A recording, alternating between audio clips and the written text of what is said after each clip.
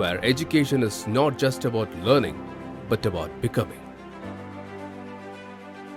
JNN Institute of Engineering, Autonomous, Chennai. 2026 தேர்தலுக்கான சுற்றுப்பயணத்தை எடப்பாடி பழனிசாமி தொடங்கியிருக்கிறார். அண்மை செய்தியாக பார்க்கிறோம். தண்ணி எடுத்து நீரேற்று மூலம் இன்னொன்னு இங்கே மேட்டுப்பாளையத்துக்கு பக்கத்துல ஒரு தடுப்பணை கட்டி அதிலிருந்து நீரேற்றி நீங்க சொன்னீங்கல்ல அந்த மேட்டுப்பாளையம் முழுவதும் எங்கெங்கெல்லாம் இந்த ஏரி குளங்கள் இருக்குதோ அந்த பகுதியை நிரப்புவதற்காக 2ஆம் கட்டம் அதையும் ஏற்பாடு செய்து விரிவான திட்ட அறிக்கை அதுவும் தயாரி செய்யப்பட்டு அதற்கு தேவையான எவ்வளவு நிதி என்பதையும் கணக்கிடப்பட்டு ஆட்சி மாற்றம் ஏற்பட்டு போச்சு. அதனாலதான் முடியல, வேற ஒன்றும் கிடையாது. மீண்டும் உங்களுடைய ஆதரவோடு ஆட்சிக்கு வந்த பிறகு அத்திக்கடை அவனாசி திட்டம் உங்களுடைய மனம் குளிகின்ற அளவுக்கு நீங்க எப்படி ஒரு 3000 ஏக்கர் விட்டு 3000 ஏக்கர் இல்ல, 1 ஏக்கர் கூட பாசனம் பெறுகின்ற 1 ஏக்கர் கூட விடாம பாசனம் பெறுகின்ற அளவிற்கு இந்த திட்டத்தை விரிவுபடுத்தி செயல்படுத்தப்படும்.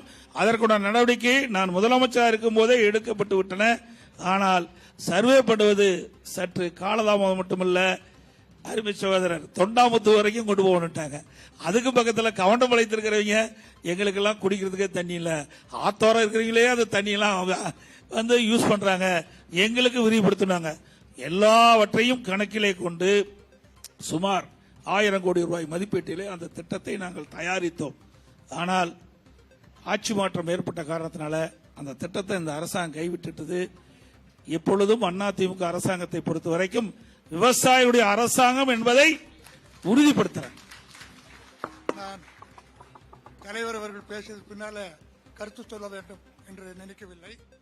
என்னுடைய கோரிக்கை 2026 தேர்தலுக்கான சுற்றுப்பயணத்தை தொடங்கிய அதிமுகவின் பொதுச் செயலாளர் எடப்பாடி பழனிசாமி தேக்கம்பட்டியில் விவசாயிகளை சந்தித்து பேசியிருக்கிறார். விவரங்களோடு செய்தியாளர் பிரவீன் இணைந்திருக்கிறார். பிரவீன், விவசாயிகளை சந்தித்து பேசியிருக்கிறார். விவசாயிகள் எடப்பாடி பழனிசாமியிடம் என்ன கோரிக்கைகளை முன் வச்சிருந்தாங்க, அவர் விவசாயிகள் கிட்ட என்ன பேசியிருக்காரு?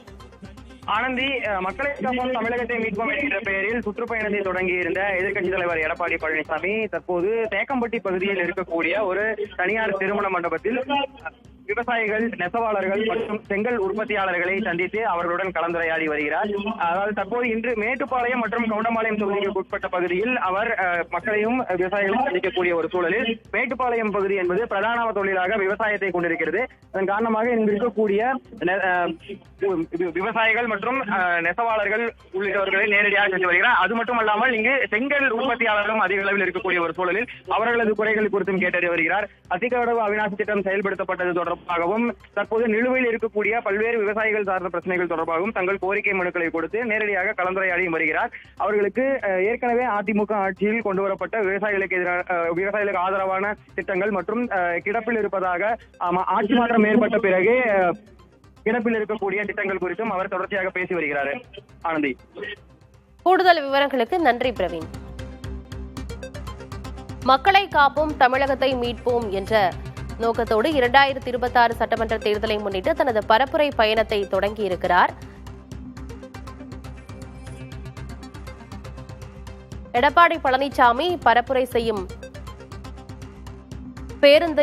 பேருந்து வாகனத்தையும் திரையில் பார்க்கிறோம். தற்போது முதற்கட்டமாக அவர் கோவை தேக்கம்பட்டி பகுதியில் பரப்புரையில் ஈடுபட்டிருக்கிறார். விவசாயிகளையும் சந்தித்து பேசியிருக்கிறார். அவரது புகைப்படம் மற்றும் கட்சியின் சின்னம் உள்ளிட்டவற்றை அந்த பேருந்தில் காண முடிகிறது. Where education is not just about learning, but about becoming. JNN Institute of Engineering, Autonomous, Chennai.